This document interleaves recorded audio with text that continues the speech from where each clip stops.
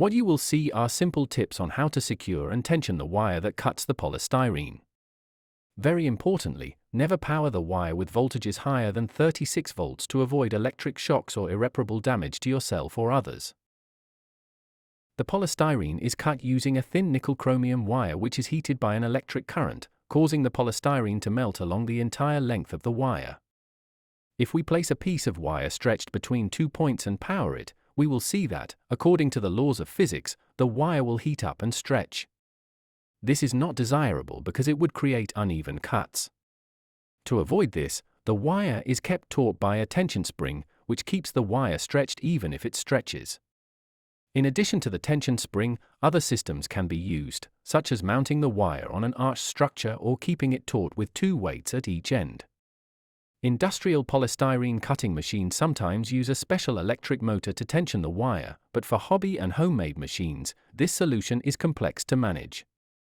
I often see that the wire is powered electrically by 2 electric crocodile clips at its ends. It is a practical solution, but the red connecting wires can move during cutting, causing vibrations in the taut wire and resulting in uneven cuts. To solve this problem, simply connect the 2 power cables at a fixed point, as shown in the photos.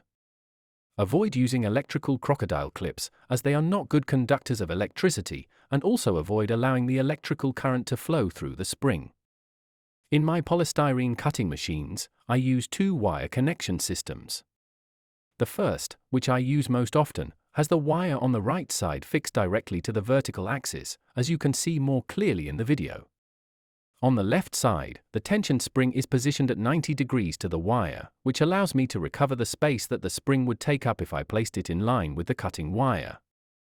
The brass wheel that acts as a return mechanism is electrically insulated from its support. I use the second system when I have very tapered cuts and the spring travel is too short, or when the wire movement is very high and I want to avoid too much tension on the 2 towers caused by the force of the spring.